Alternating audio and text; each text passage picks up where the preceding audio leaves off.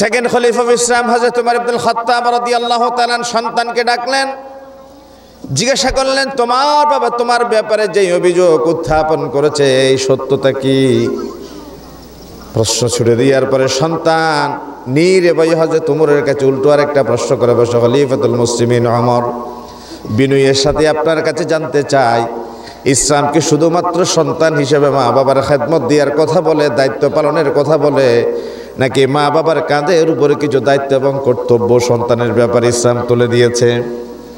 হযরত ওমর বলে, অবশ্যই সন্তান যেমনি মা বাবার দায়িত্ব এবং কর্তব্য পালন করবে, অবশ্যই মা বাবার কাঁধের উপর সন্তান সন্ততি লালন পালনের কিছু দায়িত্ব এবং কর্তব্য ইসলাম তুলে দিয়েছে। তিনি জানতে চাইলেন, বিনয়ের সাথে আমি কি আপনার কাছে কি কি দায়িত্ব কর্তব্য মা বাবা পালন করবে জানতে পারি নাকি? হযরত ওমর প্রথম বললেন, ও দুনিয়ার সন্তানেরা জেনে রাখো, দুনিয়ার তামাম বাবাদের কাঁধের উপরে সন্তানের হকের প্রথম কন্ডিশন দিয়ে দিলেন, যেন করে সন্তান মানুষের মতো মানুষ হয়ে মাথা উঁচু করে পৃথিবীতে দাঁড়াতে পারে। এই জন্য পৃথিবীর তামাম বাবাজানকে দায়িত্ব কর্তব্য তুলে দিলেন, সে যেন সন্তানের একজন ভালো মা বাছাই করে। আওয়াজ দিয়ে বলবেন, কি মা?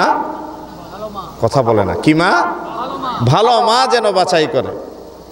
ভালো মা যদি বাছাই করতে হয় তাহলে বিয়ে করার সময় আপনাকে ডিসিশন নিতে হবে, যেই ফ্যামিলিতে যেই মেয়েকে আপনি বিয়ের পয়গাম পাঠাচ্ছেন তার পরিবারের সাথে আপনার পরিবারের কুফু মিলে কিনা।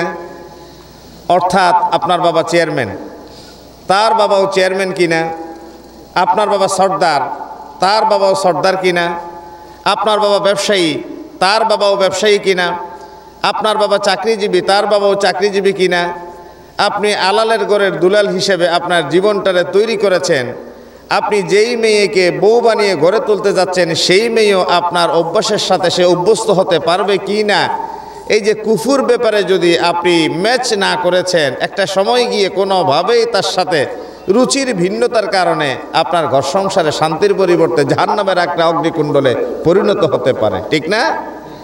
আপনি খান ঝাল, সে খায় ঠক।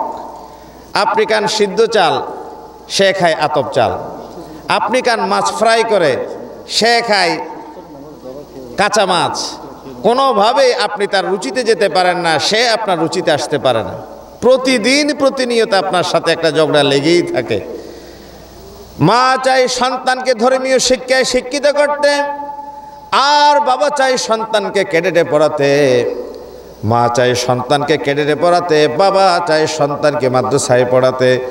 দুইজনের দুই ভিন্ন ডিসিশনের কারণে এমনও দেখা গেল মা বাবা দুইজনের মাঝে ডিভোর্সের পর্যায় পর্যন্ত গড়াতে, ঠিক না?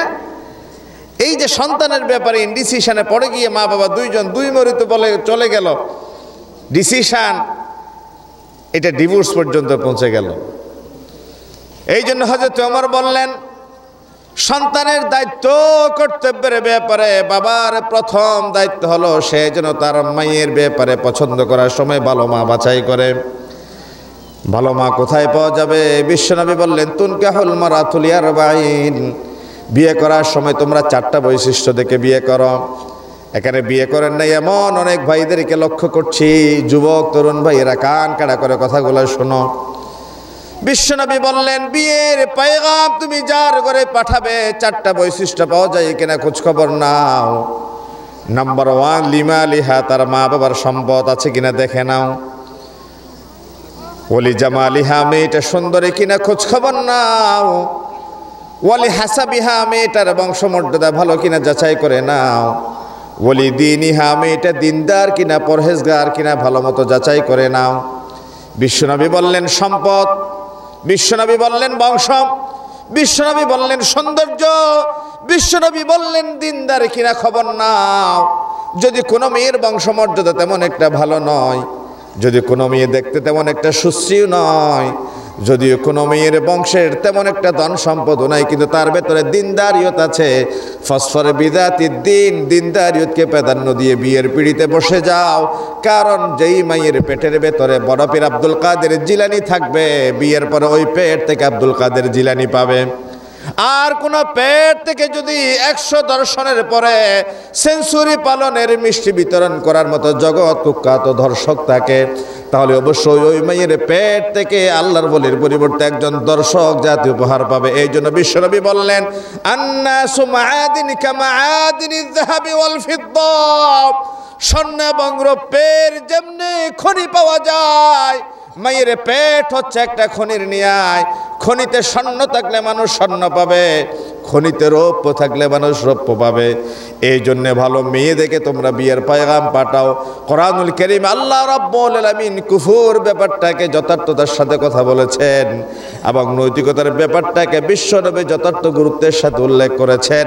হযরত ওমর বললেন, ও দুনিয়ার যুবকেরা, তোমরা তোমাদের সন্তানদের জীবনের প্রথম হক আদায় করো একজন ভালো মা বাছাই করার মাধ্যমে। ইন্নাল হামদালিল্লাহি নাহমাদুহু ওয়া নাস্তাঈনুহু ওয়া নাস্তাগফিরুহ ونعوذ بالله من شرور أنفسنا ومن سيئات أعمالنا من يهد الله فلا مضل له ومن يضلله فلا هادي له ونشهد أن لا إله إلا الله وحده لا شريك له ونشهد أن سيدنا وحبيبنا ومولانا محمدًا عبد الله ورسوله الذي أرسله بالحق بشيرًا ونذيرًا وداعيًا إلى الله بإذنه وسراجًا وقمرًا منيرًا فقد قال الله تعالى في كلامه المجيد وبرهانه التوحيد أعوذ بالله من الشيطان الرجيم بسم الله الرحمن الرحيم إن الله وملائكته يصلون على النبي يا أيها الذين آمنوا صلوا عليه وسلموا تسليما اللهم صل على سيدنا مولانا محمد وعلى آل سيدنا প্রাণ খুলে মোহাব্বতে পড়ি আল্লাহুম্মা সাল্লি আলা সাইয়্যিদিনা মাওলানা মুহাম্মদ ওয়া আলা আলি সাইয়্যিদিনা বালাগাল উলা বিকামালিহি كشف الدجى بجماله حسنت جميع خصاله صلوا عليه وآله বাবুল ইসলাম চট্টগ্রামের লোহাগাড়া উপজেলার পদুয়ালী শিকদারপাড়া মুসল্লি পরিষদের উদ্যোগে আজ 16 মে জুমাবার ঐতিহাসিক এই সুবিশাল সুরম্য মসজিদের মাঠে ঐতিহাসিক সিরাতুন নবী সাল্লাল্লাহু আলাইহি ওয়াসাল্লাম মাহফিলের শ্রদ্ধেয় বরেণ্য সভাপতি আলী শিকদারপাড়া বাইতুল মামুর জামে মসজিদ পরিচালনা কমিটির সম্মানীয় সভাপতি, এলাকার গর্বিত সন্তান, বিশিষ্ট সমাজকর্মী, দানবীর জনাব আলহাজ মৌলানা গোলাম মোহাম্মদ সাহেব হাফিজাহুল্লাহ ওয়া রাআ এতক্ষণ পর্যন্ত অত্যন্ত চমৎকার কথা বলেছেন। জনাব আলহাজ মৌলানা আব্দুল্লাহ আল মারুফ সাহেবকে আমি সাতকানিয়া লোহাগাড়ার গর্ব বলে সীমিত করতে চাই না। পুরো চট্টগ্রামের গণ্ডি পেরিয়ে বিশ্ববিদ্যালয়ের সেমিনারে পর্যন্ত ওনাকে আলোচনা করার জন্য ফ্লোর দেয়া হয়। আন্তর্জাতিক ইসলামী বিশ্ববিদ্যালয়ের সিনিয়র প্রফেসরদের আলোচনা হচ্ছে, গবেষণা হচ্ছে, কথাবার্তা হচ্ছে, সেখানে কথা বলার জন্য আমাদের এই গর্বিত ভাই সময় উপযোগী চমৎকার যিনি কথা বলেছেন, সাতকানিয়া লোহাগাড়ার তথা বৃহত্তর চট্টগ্রামের আঞ্চলিক ভাষাভাষী আলোচনা শোনা এবং বুঝার ভেতরে যারা খোরাক পান, মজা পান, সকলের মণিকোটায় স্থান করে নিয়ে আমার অত্যন্ত শ্রদ্ধেয় প্রিয় ভাই 2000 মাদ্রাসার সিনিয়র ওস্তাজ, বিশিষ্ট আলেমে দ্বীন, ওয়াইজ খুশবয়া মুকরর জাদু বয়া জনাব আলহাজ আল্লামা আব্দুল্লাহ আল মারুফ সাহেব হাফিজাহুল্লাহ ওয়া উপস্থিত হয়েছেন ইসলামী আন্দোলনের বীর সিপাহ সালার, বাংলাদেশ জামাত ইসলামী পদুয়া ইউনিয়নের সম্মানীয় আমির, বিশিষ্ট আলেমে দ্বীন সুফি ফতে আলী ওয়াইসি মহিলা মাদ্রাসার সুযোগ্য সুদক্ষ অধ্যক্ষ মহোদয়, এই এলাকার গর্বিত সন্তান জনাব আলহাজ মৌলানা আকাম ও হামিদুল হক সাহেব দামাত বরকাতুহুম উপস্থিত হয়েছেন ইসলামী আন্দোলনের এই দুর্জয় কাফেলার প্রত্যয়দীপ্ত এই দলের দায়িত্বশীল প্রতিনিধি লোহাগাড়া উপজেলার সম্মানীয় সেক্রেটারি, বাংলাদেশ জামাত ইসলামীর এই এলাকার মাটি ও মানুষের অত্যন্ত শ্রদ্ধেয় ব্যক্তিত্ব জনাব আলহাজ মৌলানা আবুল কালাম সাহেব দামাত বরকাতুহুম সঞ্চালনার দায়িত্ব পালন করছেন।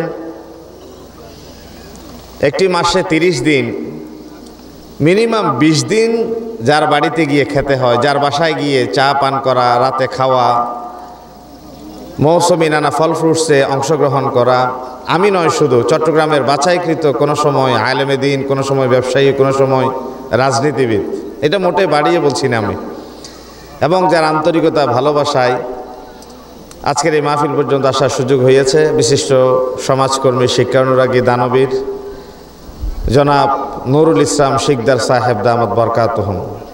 আরও কথা বলেছেন আমার বন্ধুবর বিশিষ্ট আলেমে দ্বীন, উদীয়মান তরুণ আলোচক জনাব অধ্যক্ষ মৌলানা ইমরানুল হক সাঈদ সাহেব দামাত বরকাতুহুম। কথা বলেছেন পদুয়া বাজার কেন্দ্রীয় মসজিদের সম্মানীয় খতিব বিশিষ্ট আলেমে দ্বীন জনাব মৌলানা ইরশাদুল্লাহ আল বারি সাহেব। কথা বলেছেন মৌলানা ফরকানুল্লাহ সাহেব, মৌলানা লোকমান সাহেব সহ মঞ্চ উপস্থিত হযরত উলামায়ে কেরাম, পিতৃতুল্য জাতির সেরতাজ মুরব্বিয়ানে আযম হযরত খালিদ ইবনুল ওয়ালিদের যোগ্যোত্তরসূরি তরুণ যুবক কিশোর ভাইয়েরা, পর্দার আড়ালে উম্মাহাতুল মুমিনীর যোগ্যোত্তরসূরি মা ও বোনেরা, আসসালামু আলাইকুম ওয়া রাহমাতুল্লাহি ওয়া বারাকাতুহু। আল্লাহ তাআলার শুকর এবং সুজুদ আদায় করছি, যিনি প্রচণ্ড গরমের তীব্রতাকে আজকে আমাদের মাহফিলের উপযোগী করে নাতিশীতোষ্ণ করে দিয়েছেন। রবের শেখানো ভাষায় কোরআনুল কারীমের আয়াতের যেই প্রশংসা আল্লাহ নিজের জন্য করা পছন্দ করেছেন, যেই প্রশংসা দিয়ে আল্লাহ কোরআন শুরু করেছেন, আল্লাহ তাআলা শেখানো ভাষায় বলি আলহামদুলিল্লাহ। অত্যন্ত সংক্ষিপ্ত কথা হবে, একেবারে সংক্ষিপ্ত এবং বিষয়ভিত্তিক, কারণ রাত গভীর থেকে গভীরতর হচ্ছে। আগামীকাল সকাল 8:30টায় আমার বিশ্ববিদ্যালয়ের ক্লাস আছে, চলে যেতে হবে শহরে, এবং আপনাদের জন্য কিছু জিয়াফতের ব্যবস্থা আছে। এই জন্যে আপনারা জানেন এই মাঠে অনেকবার কথা বলেছি, আমরা বিক্ষিপ্ত, বিচ্ছিন্ন, এলোমেলো কথা বলে সময় নষ্ট না করে সময় উপযোগী গুরুত্বপূর্ণ কিছু কথা বলে আমরা আমাদের আত্মগঠন, মানোন্নয়নের জন্যে, আল্লাহর কোরআন থেকে কিছু উপকার হাসিলের জন্য রব্বে করিম যেন আমাদের জবানে, আমাদের সময়ে বারাকা দান করে। সকলে বলি আমিন। কোরআনুল কারীমের একটা আয়াত থেকে আমরা কথা শুরু করি, দেখি আমরা কতটুক পর্যন্ত যেতে পারি। আল্লাহ রাব্বুল আলামিন সূরা কাহাফের 46 নম্বর আয়াতে বলছেন, আল মালু ওয়াল বানুনা যিনাতুল হায়াতিদ দুনিয়া ওয়াল বাকিয়াতুস সালিহাতু খায়রুন ইনদা রাব্বিকা সাওয়াবান ওয়া খায়রুন আমালা।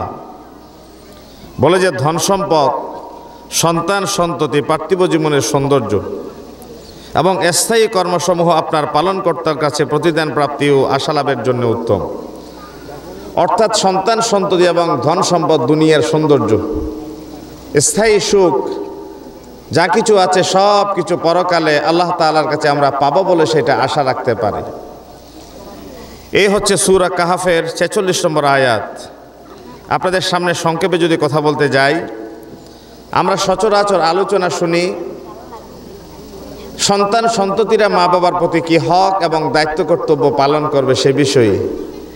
এই কথা কোনো সময় কেউ আলোচনা করে না যে আমরা যারা মা বাবা, আমাদের যাদেরকে আল্লাহ তাআলা দয়া করে মেহেরবানি করে সন্তান সন্ততি দান করেছেন, মা বাবা হিসেবে সন্তান সন্ততির উপর কি দায়িত্ব এবং কর্তব্য রয়েছে, এই বিষয় নিয়ে কেউ কোনোদিন কথা বলে না।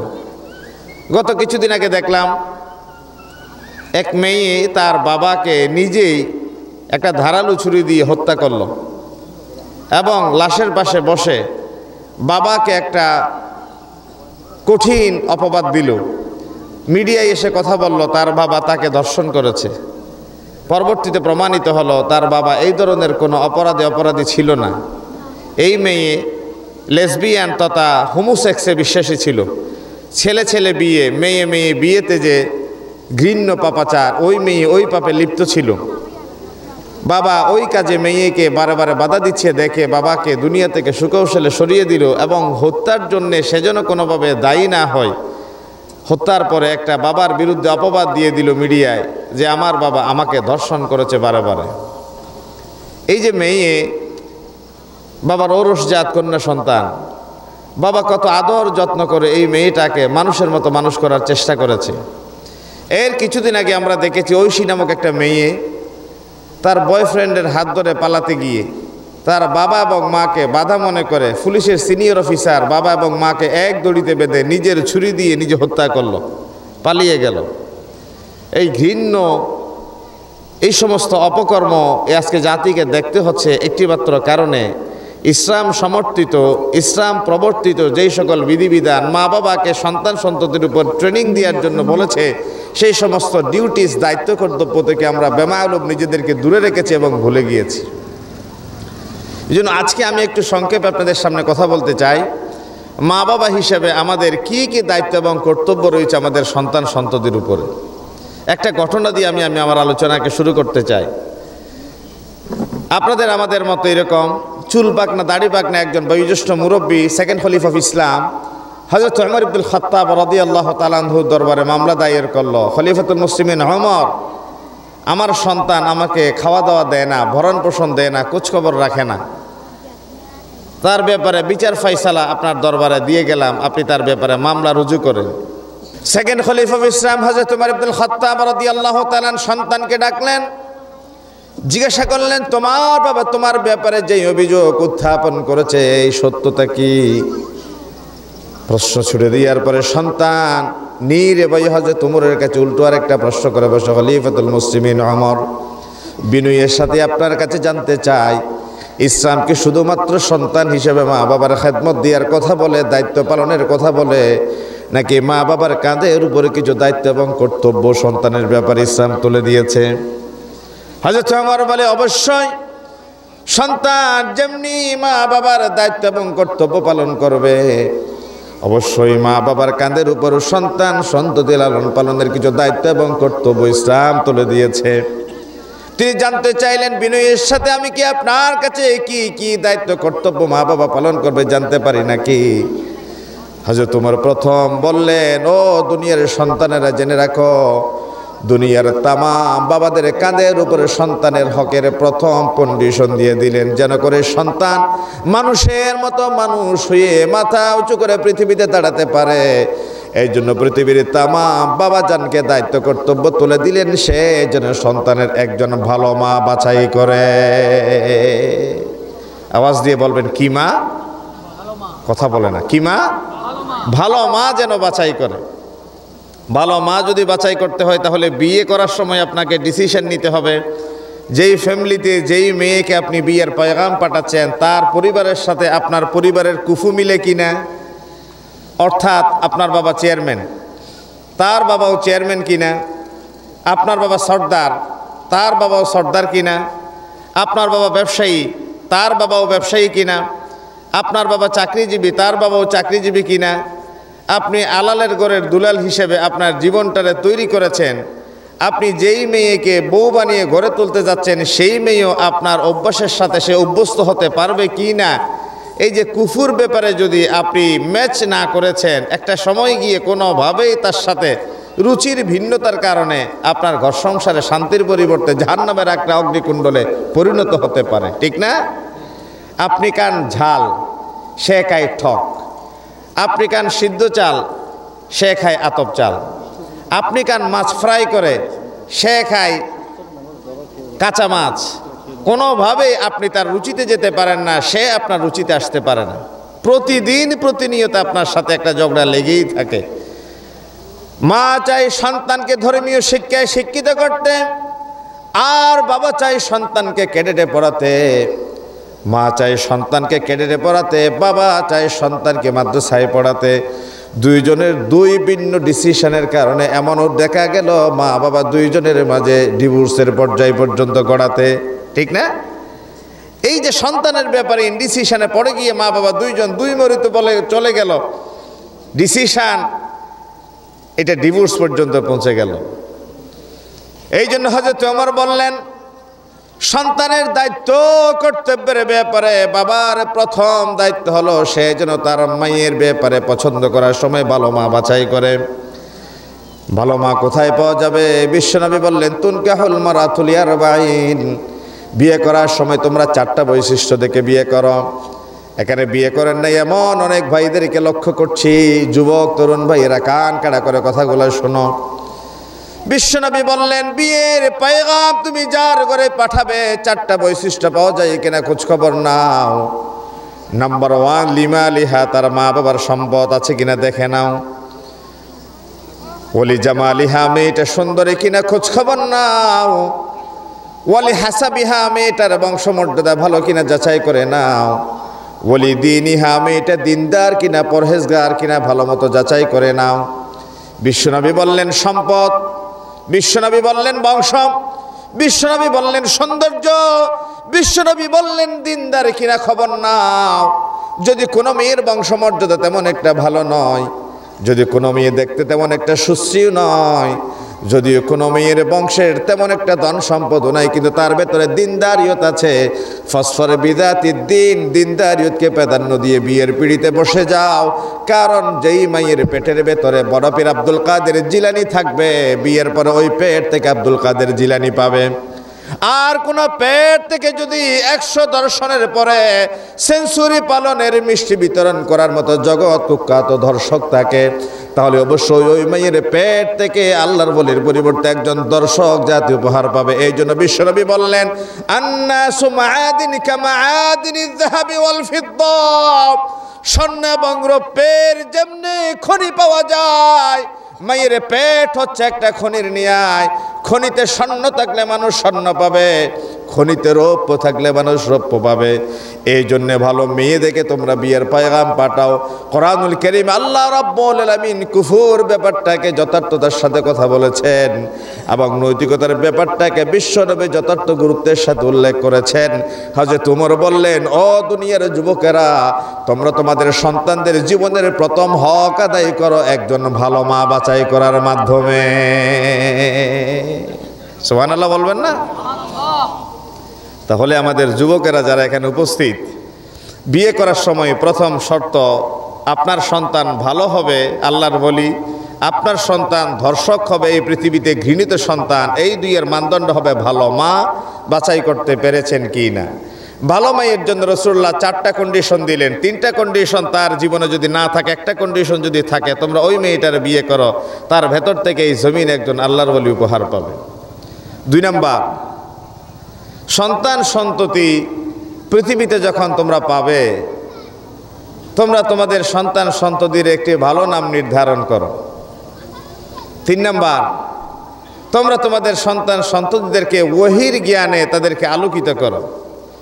এই 3টা শর্ত হযরত ওমর মা বাবার কাঁধের উপর তুলে দিলেন এবং সন্তান প্রশ্নের জবাব শোনার পরে হযরত ওমরকে উল্টো প্রশ্ন করে, খলিফাতুল মুসলিমিন ওমর, এবার আমার বাবাকে আপনি জিজ্ঞাসা করুন আমার জন্য ভালো মা বাছাই করতে পেরেছে কিনা। বলে যে তোমার মা কেমন?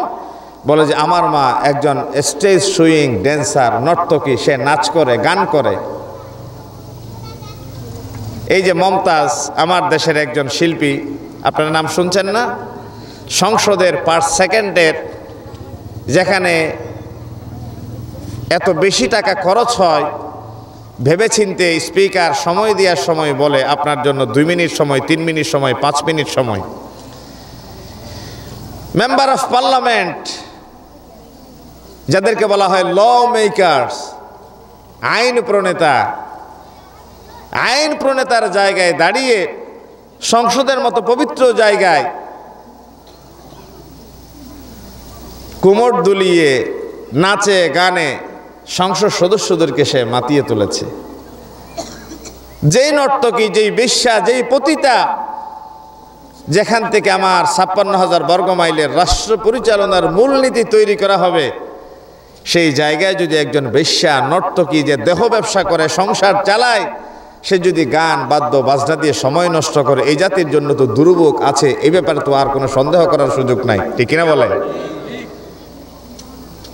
ওই সন্তান হযরত উমরকে বলছে, আমার বাবারে জিজ্ঞাসা করেন, আমার মা একজন স্টেজ সুইং ড্যান্সার, নর্তকী। নর্তকীর পেটে তো বাবাকে খবর দে, ভাত দে, তরকারি দে, বাবার খোঁজখবর রাখে, সেবা শুশ্রূষা করে। ওই সন্তান তো জন্ম হওয়ার কথা নয়। নাম্বার 2, আপনি বলেছেন সন্তান সন্ততির একটি ভালো নাম নির্ধারণ করবে। আপনি জিজ্ঞাসা করেন, আমার বাবাকে আমার কি নাম নির্ধারণ করেছে? বলে যে আমার নাম নির্ধারণ করা হয়েছে হানফাসা। হানফাসা শব্দের অর্থ হচ্ছে সাম্বা বাদর। রাত্রিবেলায় যে সমস্ত বাদুরদেরকে দেখা যায়, বলে যে একজন ভালো মানুষের সন্তানের নাম কোনোদিন বাদুর হতে পারে না। আমার বাবা তো আমার সুন্দর ভালো একটা নাম নির্ধারণের মাধ্যমে তার হক তিনি আদায় করতে পারেন নাই। 3 নম্বরে বলা হলো, প্রত্যেক বাবা মা যেন সন্তান সন্ততিদেরকে ওহীর জ্ঞানের আলোয় আলোকিত করে। আর সন্তান হযরত উমরকে বলে, আমার বাবার কাছে জিজ্ঞাসা করেন, ওয়ালাম ইউআল্লিমুনি হারফাম মিন কিতাবিল্লাহ, খোদার জাতের কসম, ওহীর জ্ঞানের একটা আলিফের জ্ঞান আমার বাবা আমাকে শিক্ষা দেয় না। আপনি বলেছেন ভালো মা বাছাই করতে, প্রথম প্রশ্নে আমার বাবা ফেল করল। 2 নম্বরে বললেন সন্তান সন্ততি ভূমিষ্ঠ হলে ভালো নাম নির্বাচন করতে, আমার নাম রাখলো হানফাসা। 3 নম্বরে বলা হলো ওহীর ইলমে যেন সন্তানদেরকে আলোকিত করে। ফাইনাল ইলমা নূরুম মিন ইলাহি ওয়া নূরুল্লাহি লা ইউতা লিআসি। ইলম হচ্ছে আল্লাহর পক্ষ থেকে আসা নূর, আর কোন পাপের নাই। আল্লাহ রাব্বুল আলামিন সেই ওহীর নূর তিনি দান করেন না। কোরআনুল কারীমের ইলম নূর, যার ভিতরে কোরআনের ইলম ঢুকে যাবে, নূর তৈরি হবে, সে কোনোদিন পাপাচারে পা বাড়াতে পারে না, অন্যায় ডিসিশন নিতে পারে না। ফেসি যারা তাদের দোসর হিসেবে ভূমিকা পালন করতে পারে না। হালালকে হারাম দ্বারায়, হারামকে হালাল দ্বারায় পরিবর্তন করে অন্যায় উপকর্মের মাধ্যমে মানুষকে ফাঁসাতে পারে না। এমন সময় আমাদের সামনে অতীত হয়ে গিয়েছে, শুধুমাত্র মসজিদের কাতারে গিয়ে নামাজ আদায় করে মুখে দাড়ি রেখেছে, মাথায় টুপি দিয়েছে। এই জন্য ধরে ধরে একদল মানুষকে বিনা অপরাধে জেলখানার অন্ধকার প্রকোষ্ঠে বছরের পরে বছর বেঁধে রাখা হয়েছে, ঠিক কিনা বলেন? যারা ডাকাত, চোর, ঠান্ডারবাজ, ছাঁদাবাজ, যাদের টাকার কথা ছিল জেলখানায়, তারা রাজকীয় হালতে দিনাতিপাত করত খোলা স্বাধীন আকাশের নিচে। আর যারা জমিনের শেষ সাথে, যাদের চোখের পানির বদৌলতে জমিনের উর্বরতা শক্তি বেড়ে যায়, আল্লাহ রাব্বুল আলামিন গাছ গাছালিকে আমাদের জন্য অক্সিজেন দিতে সৃষ্টি করেছেন, যাদের উসিলায় আল্লাহ অক্সিজেন আমাদের জন্য বরাদ্দ করেন। ওই সমস্ত আল্লাহর বলি এরা রাত্রি যাপন করেছে খালে বিলে জিলে জেলখানায়। আর চোর ডাকাত বদমাশ টেন্ডারবাজরা খোলা আকাশের নিচে স্বাধীনভাবে সন্তান সন্ততি নিয়ে আরামে দিনাতিপাত করেছে।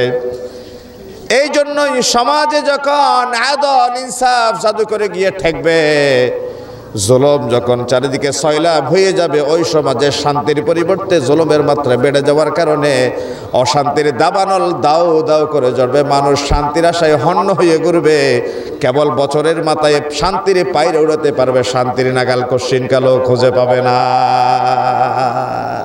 ঠিক না? শান্তি আছে ডানে, সে খোঁজে বামে। শান্তি আছে মসজিদে, সে খোঁজে বাজারে।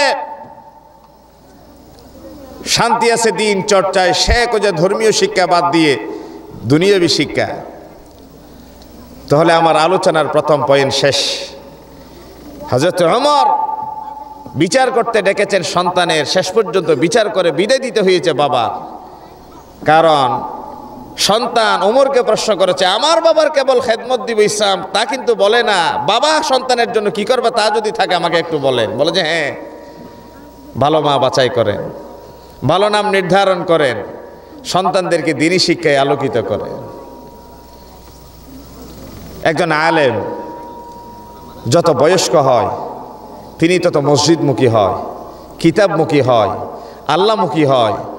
একজন পাশ্চাত্য সভ্যতা, পাশ্চাত্য শিক্ষায় শিক্ষিত ব্যক্তি যত বুড়ো হয় তত দুনিয়াদার হয়ে যায়। এই জন্যে নবী করিম সাল্লাল্লাহু আলাইহি ওয়াসাল্লাম বলেছেন, আমি তোমাদের কাছে রেখে যাচ্ছি দুটো হাতিয়ার। I am leaving for you two things. Never be led to an evil path. কি চমৎকার কথা বলেছেন, লান তাদিল্লু, নেভার বি লেড, তোমাদেরকে কেউ কখনো পরাস্ত করতে পারবে না। If you follow this two things, যদি তোমরা এই দুটো জিনিসকে দাঁত দিয়ে কামড়ে ধরো, ওয়াদু আলাইহা বিন নাওয়াজিস, মারির দাঁত দিয়ে কামড়ে ধরো সেই দুটো জিনিস। কিতাবাল্লাহ নাম্বার 1, ওহীর ইলমকে দাঁত দিয়ে কামড়ে ধরো। ওহীর শিক্ষায় যদি সন্তান আলোকিত হয়ে যায়, নিজের জন্মদাতা বাবাকে দর্শক সাব্যস্ত করে, ধারালো ছুরি দিয়ে হত্যা করে বাবাকে দর্শক বানিয়ে জাতির সামনে সমস্ত বাবার মুখে চুনকালি লাগাতে পারে না।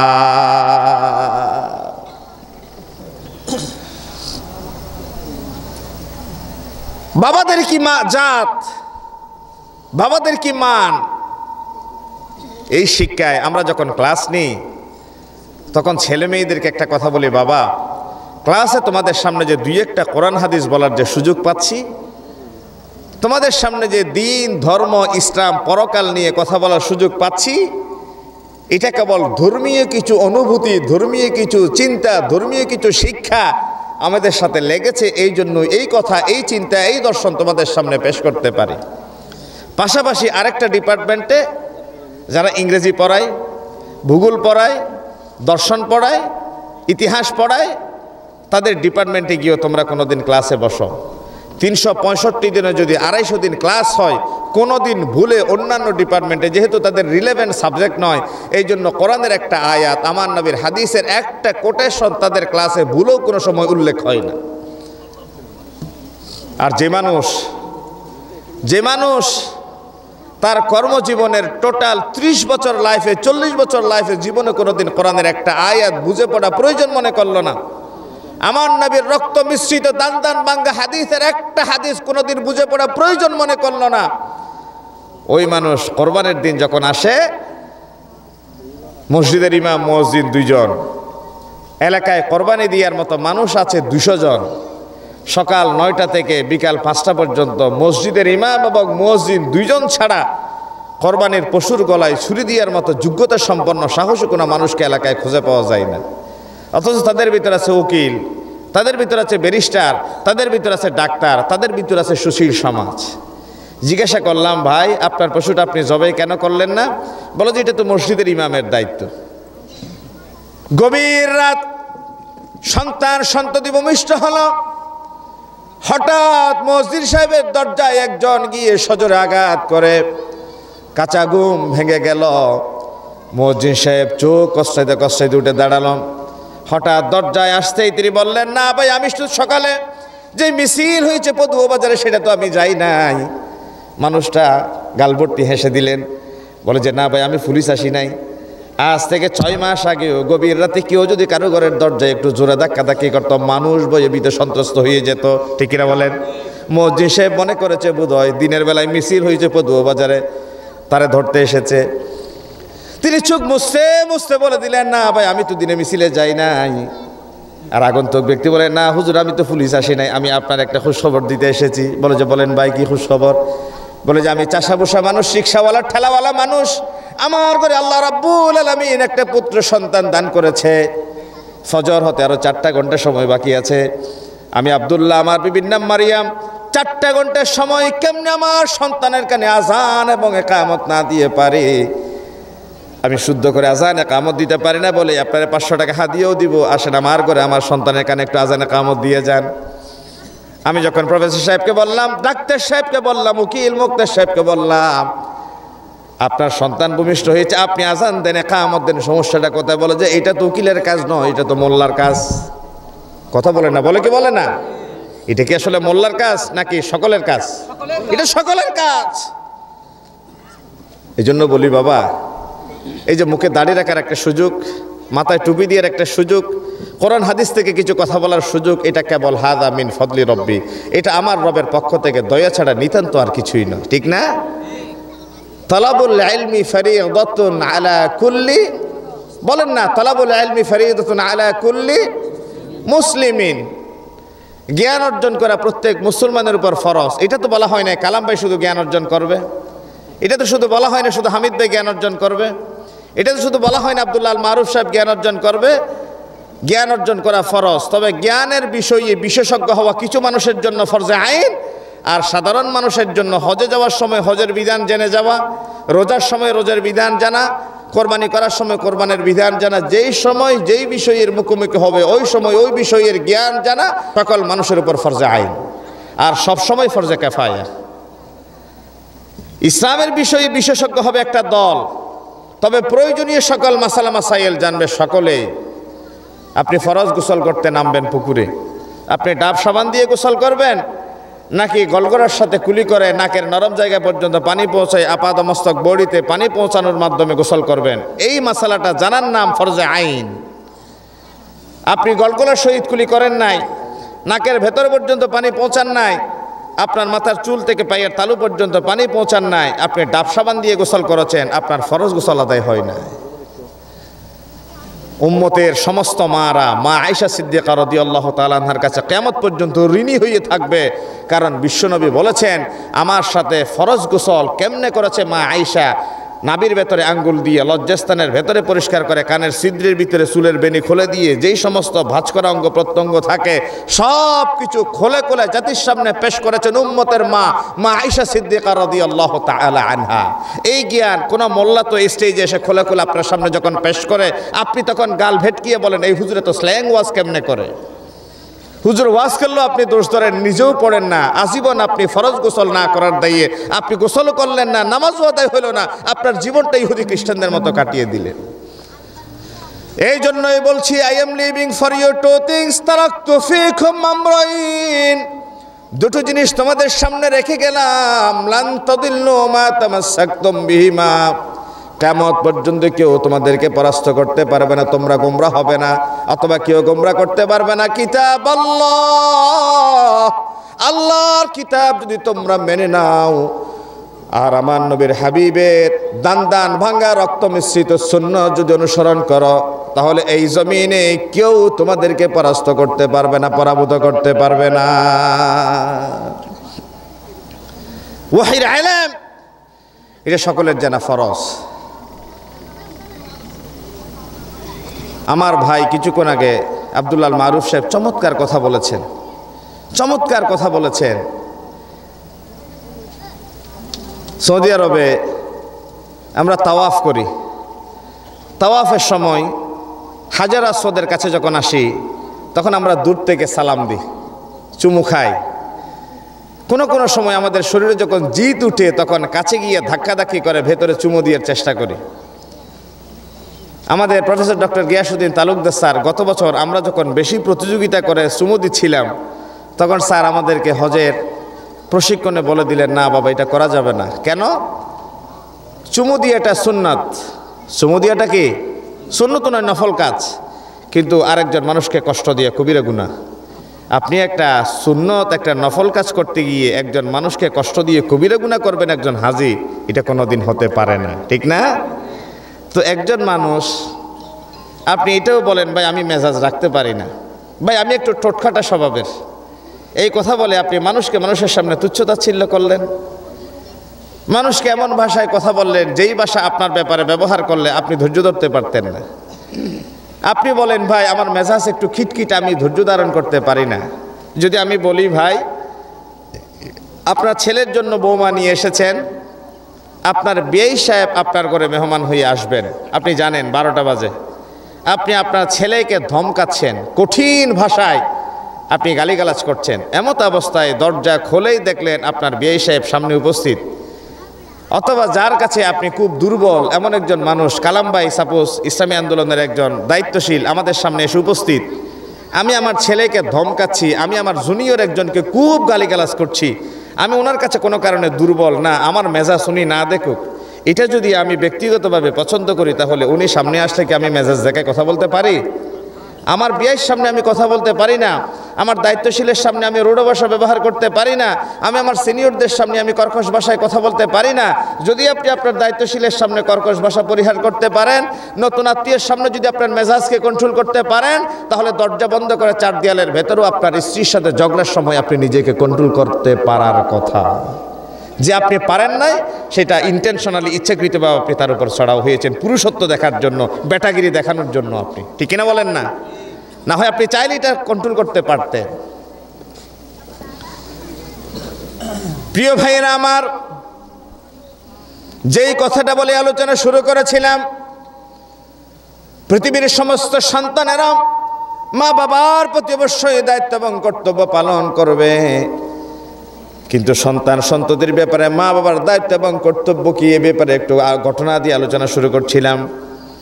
প্রথম নাম্বার একটু ঘটনা দিয়ে পরে আমি একটু বিষয়ের দিকে ঢুকি, সংক্ষেপ কথা বলে যাব। নাম্বার 1, স্বামী স্ত্রী একই জায়গায় একত্রিত হলেন। কেউ বিয়ে করেছে কেবল 1 বছর হলো তার কোলজনে সন্তান নেমে আসলো, আবার কেউ বিয়ে করেছেন 10 বছর হলো, কত কান্নাকাটি করলেন, রোনাজারি করলেন, ডাক্তারের শরণাপন্ন হলেন, সন্তান সন্ততি হয় না।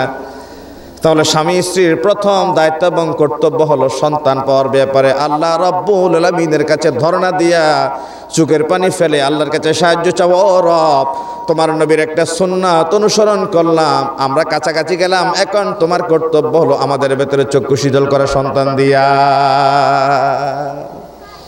বিয়ের পরে সন্তান পাওয়ার জন্য রবের কাছে দোয়া করা। আমরা অনেক সময় বলি বিয়ে করলাম, 3টা কন্যা সন্তান হলো, 4র্থ সন্তানও যদি কন্যা সন্তান হয় তাহলে স্ত্রীকে ডিভোর্স দেওয়া হবে, বলে না অনেকে। অথবা নাকশ হয়ে যায়, ভ্রুকুঞ্চিত করে ফেলে, ঘাটে বসে থাকে, ঘরে যায় না, বলে যে এইবারও আমার ঘরে কন্যা সন্তান ভূমিষ্ঠ হয়েছে।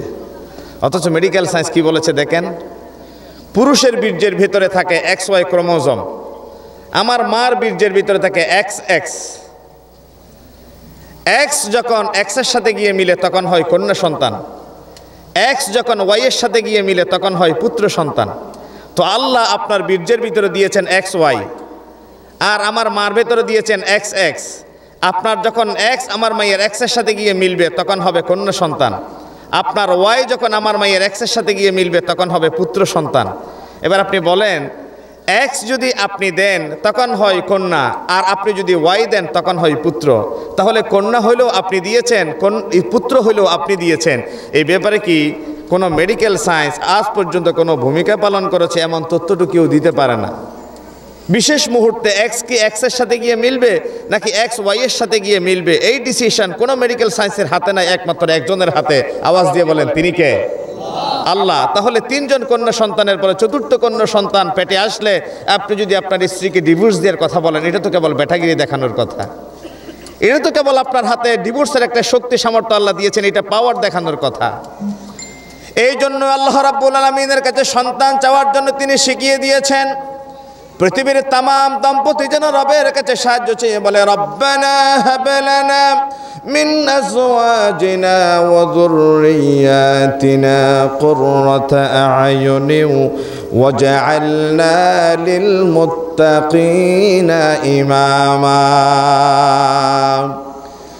বিয়ে করার আগে স্বামী দোয়া করবে, ও রব তুমি আমার এমন একজন স্ত্রী মিলাও যে স্ত্রীর দিকে দৃষ্টি দিলে পরে চক্ষু শীতল হয়ে আসে। স্ত্রী দোয়া করবে, ও রব তুমি আমার এমন একজন স্বামী মিলাও যে স্বামীর শরণাপন্ন হলে পরে আমার কলিজা ঠান্ডা হয়ে আসে। বিয়ের পরে 2 জনে মিলে দোয়া করবে, ও রব আমাদের দাম্পত্য জীবনে এমন একটা সন্তান দাও যে সন্তান যেন পৃথিবীতে হয়ে যায় মুত্তাকিদের ইমাম। আমার সন্তান যেন হয় মুত্তাকিদের ইমাম। মসজিদে ইমাম নাই, আমার সন্তান ইমামতির দায়িত্ব পালন করবে। এই সোসাইটিতে সমাজের সর্দার আমার সন্তান পালন করবে। এই ইউনিয়ন পরিষদের চেয়ারম্যান ইসলামী আন্দোলনের দুর্জয় এই কাফেলার একজন দায়িত্বশীল পালন করবে। যিনি ইউনিয়ন পরিষদের চেয়ারম্যান, যিনি পৌরসভার মেয়র, তিনি মসজিদে গিয়ে মেহরাবের একজন খতিব। দুই জায়গায় একই সাথে যদি দায়িত্ব পালন করতে পারেন, কোরআনের তাফসীরের সাথে মিলিয়ে নিয়ে বলবেন ওয়াজআলনা লিল মুত্তাকিনা ইমামা। আল্লাহ তুমি আমাদেরকে এমন সন্তান দাও যে সন্তান রাষ্ট্রীয় পর্যায়ে দায়িত্বশীল এবং মসজিদে গিয়ে ইমাম। সুবহানাল্লাহ বলেন। এমন সন্তানের জন্য আল্লাহর কাছে দোয়া করা লাগে। নাম্বার 2, সন্তান সন্ততি। আমি সংক্ষেপে পয়েন্টগুলো বলে যে আমি লম্বার কথা বলবো না, 5 থেকে 7 মিনিট কথা বলে কালাম ভাইকে আমি ছেড়ে দিচ্ছি। আমার ডানে পাশে ডানে বামে 2 জন গুরুত্বপূর্ণ দায়িত্বশীল বসেছেন, ওনাদের কথা শোনা দরকার। আর ওনারা এত গোছালু কথা বলেন, আলহামদুলিল্লাহ আমার খুব ভালো লাগে। পদুয়ার আমির এবং উপজেলার সেক্রেটারি 2 জনেই পদুয়ার আলহামদুলিল্লাহ এত চমৎকার কথা বলেন। আমি ব্যক্তিগতভাবে ওনাদের খুব ভক্ত, আলোচনা শুনতে পছন্দ করি। ওনাদেরকে বসিয়ে রেখে এত দীর্ঘ সময় কথা বলা সেটা আদবের খেলাফ মনে করি। আর যেহেতু রাত হয়ে গিয়েছে এই জন্য একদম যেহেতু একটা বিষয় শুরু করেছি, একটু পয়েন্টগুলো আপনাদের সামনে শেষ করছি। 2 নাম্বার, সন্তান সন্ততি হচ্ছে দুনিয়ার জন্য যেমনি সৌন্দর্য তেমনি ফিতনা। ইন্না মিন আজওয়াজিকুম ওয়া আওলাদিকুম ফিতনা, অথবা ইন্নামা আমওয়ালুকুম ওয়া আওলাদুকুম ফিতনা। তোমাদের সন্তান এবং তোমাদের সম্পদ দুনিয়ার জন্য ফিতনা। এই সন্তান যদি ভালো মানুষ হয় তাহলে জান্নাতে যাওয়ার সামান। এই সন্তান যদি কোনোভাবে এই জমিনে বিপদে চলে যায় তাহলে মা বাবার দুনিয়ায় গলার কাটা, পরকালে জাহান্নামে যাওয়ার জন্য বড় সিঁড়ি হয়ে দাঁড়িয়ে যাবে। সন্তান সন্ততি মা বাবার জন্য জান্নাতে যাওয়ার উপকরণ এবং জাহান্নামে যাওয়ার বড় মাধ্যম। এই জন্য সন্তান সন্ততি যেন মা বাবার কোনোভাবেই তাদের কন্ট্রোলিংয়ের বাইরে না যায়। আপনার ছেলের স্কুল ছুটি হবে বিকাল 4টায়, সে ঘরে এসেছে সন্ধ্যার পরে। একজন আদর্শ বাবা অবশ্যই তারা জিজ্ঞাসা করবে, বাবা তোমার স্কুল থেকে ঘরে আসতে সময় লাগে 15 মিনিট, তুমি 2 ঘন্টা পর্যন্ত কোথায় ছিলে? অথবা মাগরিবের পরে কোনো সন্তান দোকানে বাজারে হাঁটাহাঁটি করবে, ঘোরাঘুরি করবে, কোনো সঠিক সচেতন মা বাবা এটা বরদাস্ত করতে পারে না। স্কুলে যেতে আপনার সময় লাগে 15 মিনিট, আপনার সন্তান ব্যাগের ভেতরে আলাদা ড্রেস নিয়ে বের হলো, ব্যাডমিন্টন খেলার উপকরণ নিয়ে বের হলো, যাচ্ছে স্কুলে। এটা আপনার সচেতন থেকে জিজ্ঞাসা করা দরকার। আপনার ছেলে মেডিকেলে পড়ে, বুয়েটে পড়ে, বিশ্ববিদ্যালয়ে পড়ে, আপনার মেয়ে মেডিকেলে বুয়েটে বিশ্ববিদ্যালয়ে পড়ে, আপনি আলাদা রুম দিলেন, ওয়াইফাই কানেকশন দিলেন, ব্রডব্যান্ড নেট দিলেন।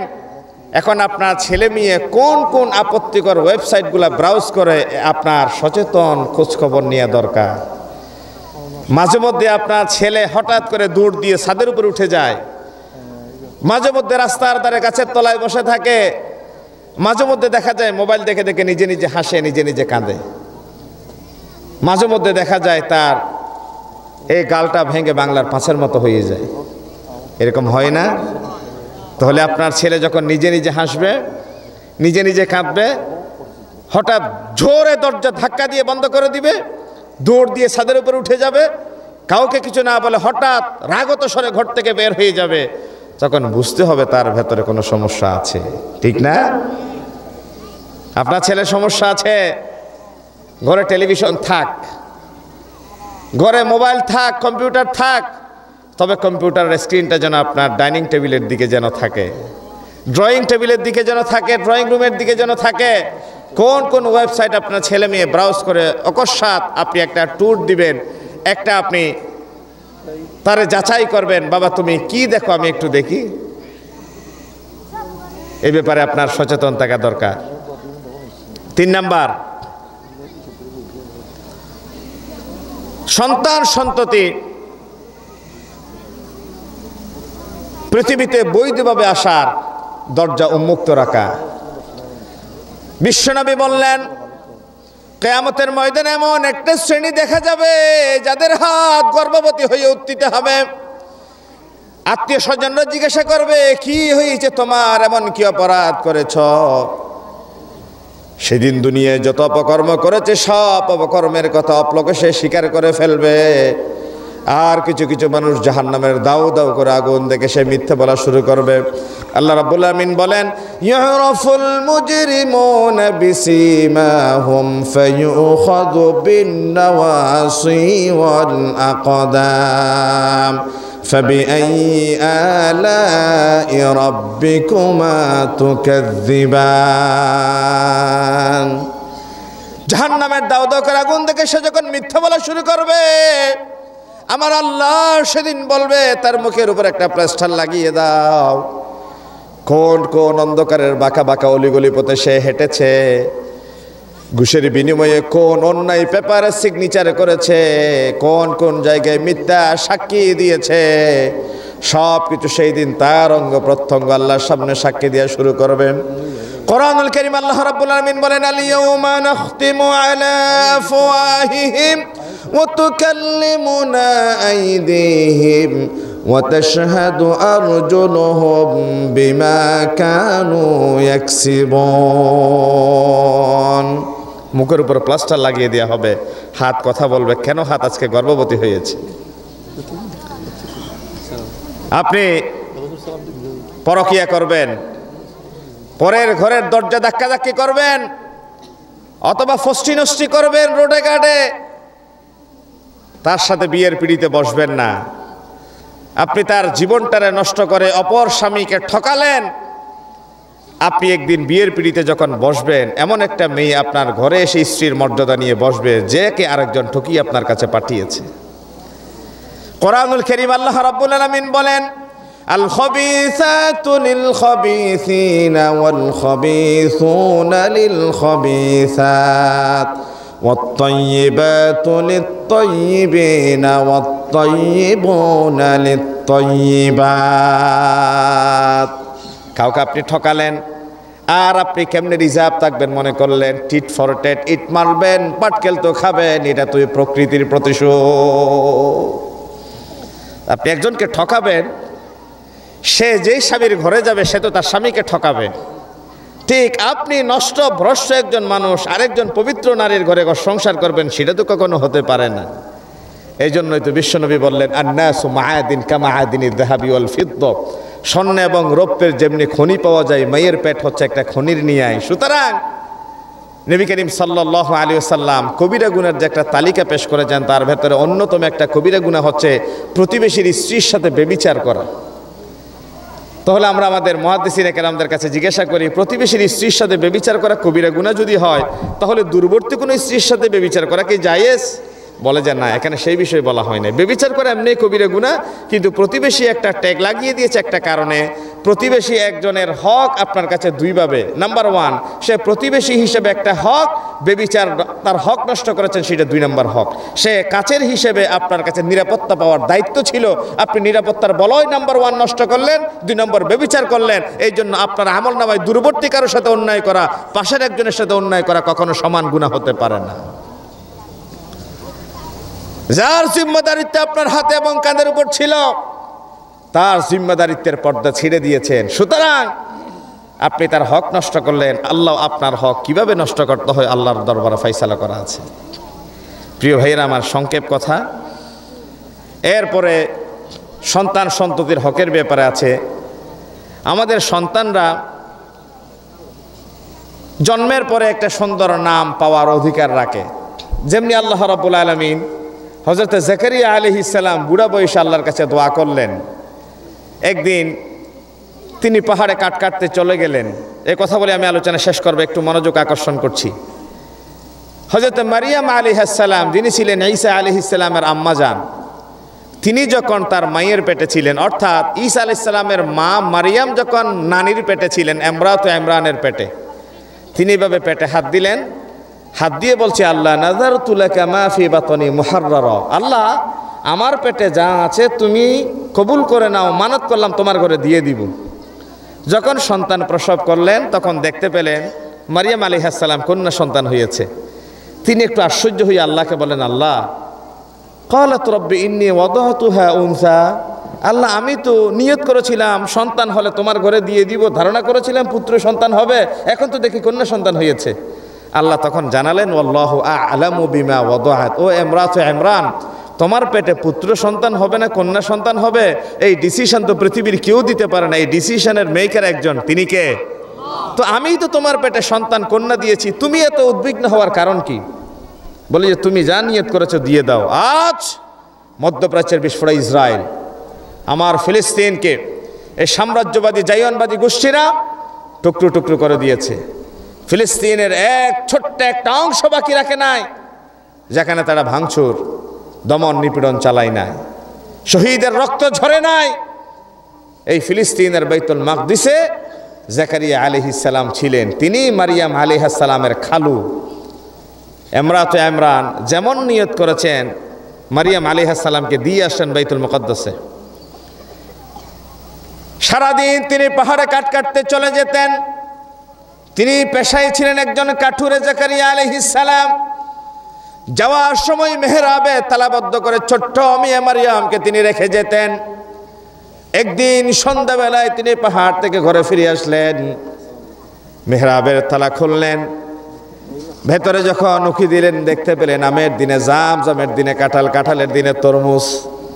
তিনি জিজ্ঞাসা করলেন, ইয়া মারিয়াম আন্না লাকি হাদা, এই বেমৌসুমি ফল কে তোমাকে এনে দিল? তোমাকে তো তালাবদ্ধ করে গিয়েছিলাম। তিনি জবাব দিলেন, হুয়া মিন ইনদিল্লাহ। দিয়েছে কে? এটা কথা বলে না কেন, বুঝলাম না। দিয়েছে কে? আমার আল্লাহ দিয়েছে জান্নাতি ফল। এই কথা বলে শেষ করে নাই, আরেকটু বর্ধিত করলেন, ইন্নাল্লাহা ইয়ারযুকু মান ইয়াশা বিগাইরি হিসাব। এই তো কি ফল, আল্লাহ যাকে চান বেলা হিসাব এইভাবে আনলিমিটেড রিজিক দিতে পারেন। সুবহানাল্লাহ বলেন। তখন জাকারিয়া আলাইহিস সালামের বয়স 100+।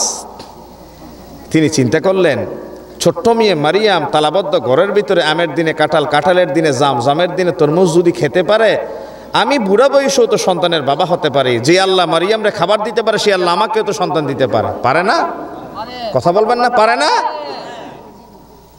আমাদের ভেতরে যাদের বিয়ের পরে সন্তান সন্ততি নাই, আমি 4 জন পরিবারে হাসির রেখা দেখতে পেয়েছি। শুধু এই ঘটনা বলার পরে তারা আল্লাহর কাছে দোয়া করেছে, আল্লাহ তাদেরকে সন্তান দিয়েছে। শুধু এই ঘটনা বলেছি আমি, বিশ্বাস করেন। বিয়ের 36 বছর পরে সন্তান পেয়েছে, এই ঘটনা ধরে আল্লাহর কাছে দোয়া করেছে। জাকারিয়া আলাইহিস সালাম আল্লাহর কাছে দোয়া করলেন, রব্বি হাবিলি মিন লাদুনকা যুররিয়াতান তাইয়্যিবা। ও আল্লাহ, তুমি মারিয়ামকে তালাবদ্ধ ঘরের ভিতরে যেই পলিসিতে ফল দিয়েছো, একই পলিসিতে তুমি আমাকেও সন্তান দাও। দেখেন কি আজীব দোয়া। এবং এরপরে তিনি বললেন, ইন্নাকা সামিউদ দুআ। ও আল্লাহ, আমি এমন রবের কাছে দোয়া করি যে আল্লাহ বোবা নয়, বদিন নয়। আমি এমন রবের কাছে দোয়া করি যে আল্লাহ শুনেনও, সে আল্লাহ দেখেনও। সুবহানাল্লাহ বলেন না? যে আল্লাহ দেখেন, যে আল্লাহ শুনেন, আমি তার কাছেই বলি। এই কথা বলে তিনি নামাজে দাঁড়িয়ে গেলেন। আল্লাহ রাব্বুল আলামিন দোয়া কবুল করে নিলেন। ফেরেশতাকে ডাক দিয়ে বলে, ও ফেরেশতারা চলে যাও আমার পয়গম্বর জাকারিয়ার কাছে মেহরাবে। ফানাদাতুল মালায়েকা ওয়া হুয়া কাইমুন ইউসাল্লি ফিল মিহরাব আন্নাল্লাহা ইউবাশশিরুকা বিয়াহইয়া মুসাদ্দিকাম বিকালিমাতিন মিনাল্লাহি ওয়া সাইয়্যিদা ওয়া হাসূরান ওয়া নাবিয়্যান মিনাস সালিহিন। আল্লাহু আকবার। নামাজে দাঁড়াইয়া তিনি ফেরেশতাদের ডাক শুনলেন। ফেরেশতারা বলছে, ও জাকারিয়া, আল্লাহ তাআলা আপনার দোয়া কবুল করেছেন, আল্লাহ আপনাকে একটা সন্তান দিবে। সেই সন্তানের নামও তিনি নির্ধারণ করে দিয়েছেন, নাম ইয়াহইয়া। বলেন, নাম কি? ইয়াহইয়া। কোরআনুল কারীমের সূরা মারিয়াম আল্লাহ তাআলা বলছেন, লাম নাজআল লাহু মিন ক্বাবলু সামিয়্যা। এর আগে পৃথিবীতে ইয়াহইয়া নামটা কেউ কোনোদিন শুনেও নাই, রাখেও নাই। সুবহানাল্লাহ বলেন। আল্লাহ একটা আনকমন নাম দিয়ে দিলেন জাকারিয়া আলাইহিস সালামকে। স্বাভাবিক বুড়ো মানুষ তো 100 বছর বয়স, এখন তিনি একটু আবেগ তাড়িত হলেন। সন্তান কেমন হবে তাও জানায় দিন। ওয়াসাইয়িদান ওয়া হাসূরান ওয়া নাবিয়্যান। তিনি নপুংসক হবে, তার পুরুষত্ব থাকবে না, তিনি সর্দার হবেন, তিনি নবী হবেন। 3টা গুণাগুণের কথা বললেন। এরপরে জাকারিয়া আলাইহিস সালাম একটু আবেগ তাড়িত হয়ে আল্লাহর সাথে কথা বলা দীর্ঘ করলেন। আল্লাহ রব্বি আন্না ইয়াকুনু লি গোলাম। আল্লাহ, আসলে কি আমার সন্তান হবে? ওয়া কদ বালাগানিয়াল কিবার। আমি না বুড়া হয়ে গেছি। ওয়া ইমরাআতি আকির। আমার স্ত্রী না বন্ধা। এবং সূরা মারিয়াম আল্লাহ তাআলা জাকারিয়া আলাইহিস সালামের কথা কি চমৎকার করে বললেন, রব্বি ইন্নী ওয়াহানাল আযমু মিন্নি। আল্লাহ, আমার হাড্ডি না পেকে গেছে। ওয়াস্তাআলা রাসু শাইবা। আল্লাহ, আমার চুলগুলো না শুভ্রতা প্রকাশ পেয়েছে, সাদা সাদা হয়ে গিয়েছে। তাহলে বুড়া হওয়ার 2টা লক্ষণ। বলেন বাবা, বুড়া হওয়ার কয়টা লক্ষণ? হাড্ডি পেকে যাওয়া, চুল দাড়ি পেকে যাওয়া। চুলদাড়ি পেকে যাও এটা বুড়া বুড়ির লক্ষণ। মারিয়াম আলাইহিস সালামের সূরা মারিয়াম নামে যে সূরা, এখানেই জাকারিয়া আলাইহিস সালাম বলছে। এরপরে আবার তিনি কথা বলতে ছাড়েন না, তো নবী তো। এরপরে তিনি আবার বললেন, তবে ওয়ালাম আকুম বিদুআইকা রব্বি শাকিয়্যা, ও রব, আমি যদিও বুড়া মানুষ, যদিও চুলদাড়ি পেকে গেছে, আমি অতীতে কোনো সময় তোমার কাছে দোয়া করে ব্যর্থ হইনি। সুবহানাল্লাহ বলবেন না? ওয়ালাম আকুম বিদুআইকা রব্বি শাকিয়্যা, ও রব, অতীতে দোয়া করে কোনোদিন তোমার দরবার থেকে ব্যর্থ হইনি, এইবারও ব্যর্থ হব না।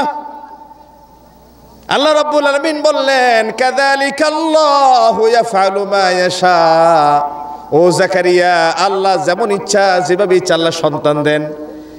এবার তিনি আল্লাহর কাছে আবার বলেন, ও আল্লাহ, রব্বি জাআললি আয়া, সন্তান কেমনে হবে একটু তো সিমটম দেখাবেন। বুড়া মানুষ তো কেমনে সন্তান হবে, যৌবন তো নাই। তখন আল্লাহ তাআলা বললেন, ও জাকারিয়া শুনো, قال آيتك ألا تكلم الناس ثلاثة أيام إلا رمزا। সন্তান পাওয়ার জন্য বিয়ে করতে হয়, বিয়ে করলে হয় না, বিবির কাছে যেতে হয়। তবে তোমাকে বিবির কাছেও যেতে হবে না, বিয়ে করছো যে দূরেই যথেষ্ট। 3 দিন পর্যন্ত তুমি একটা আমল করবা, ইশারায় কথা বলবা, মুখের ভাষা ব্যবহার করবা না। ওয়াযকুর রাব্বাকা কাসীরা ওয়াসাব্বিহ বিল আশিয়্যি ওয়াল ইবকার। সকাল সন্ধ্যা তুমি শুধু তাসবিহ পড়বা, জিকির করবা, তাহলিল করবা। সন্তান দিয়ে দিয়ার দায়িত্ব গ্রহণ করে নিয়েছেন আমার আল্লাহ। তাহলে নিঃসন্তান দম্পতি যদি চাইতে জানে, সন্তান দিবে কে? একটা আওয়াজ দিয়ে বলেন, সন্তান দিবে কে? আমার আল্লাহ। এবং নাম নির্ধারণ এটা আল্লাহর একটা সুন্নাহ, যেটা জাকারিয়া আলাইহিস সালামের সন্তান ইয়াহইয়া আলাইহিস সালামের নাম আল্লাহ নির্ধারণ করে দিয়েছেন। ইয়া জাকারিয়া ইন্না নুবাশশিরুকা বিগুলামিন ইসমুহু ইয়াহইয়া, তোমার সন্তানের নাম রাখলাম আমি ইয়াহইয়া। লাম নাজআল লাহু মিন ক্বাবলু সামিয়্যা, এর আগে এই নাম কেউ রাখে না। সর্বশেষ হাদিস, সন্তান যখন প্রাপ্তবয়স্ক হবে, ফাইযা বালাগা ফালইউযাওবিজুহু, তার বিয়ে করাও। ফাইন বালাগা, সন্তান প্রাপ্তবয়স্ক হলো, ওয়ালাম ইউযাওবিজুহু, তার বিয়ে করাই নাই। সন্তান নিজের পায়ের উপর নিজে দাঁড়াক, চাকরি পাক, বিদেশে যাক, মেয়েগুলার বিয়ে দিই, হজ করে আসি, একটা বাড়ি করি, এভাবে করতে করতে ছেলের জন্য বউ আনে না। ফাআসাবা ইসমা, একদিন হঠাৎ ছেলে একটা কারো ঘরের দরজা ধাক্কায় ভিতরে ঢুকে গেল। বিশ্বনবী বললেন, ফাইন্নামা ইসমুহু আলা আবি, বলে যে এই সন্তান প্রাপ্তবয়স্ক হওয়ার পরে তারা যে বিয়ে করিয়ে দেয় নাই, এই সন্তান অন্যায় পাপে লিপ্ত হওয়ার জন্য যত গুনাহ তার আমল নামায় যোগ হয়েছে, অনুরূপ একটা অংশ যারা তার যৌবনকে নষ্ট করার জন্যে এই সুযোগ করে দিয়েছে, তার মা বাবার আমল নামায় অটোমেটিক একটা পাপের অংশ যোগ হয়ে যাবে। নাউজুবিল্লাহ বলবেন না? তার মানে উপযুক্ত বয়সে, পরিণত বয়সে বিয়ের ব্যবস্থা করেন। রিজিকের ফয়সালা রাজ্জাকের হাতে। যাক, রাত অনেক হয়ে গিয়েছে, কিছু কথা বলার চেষ্টা করছি। সমাজ সংস্কারের উদ্দেশ্যে, বাস্তবতার নিরিখে আমাদের দরকার আত্মগঠন, মানোন্নয়নের জন্যে পড়াশোনা এবং নিজেদের রিয়াজত, মুজাকারা, মুশাহাদা, আত্মশুদ্ধির পথে পা বাড়ানো।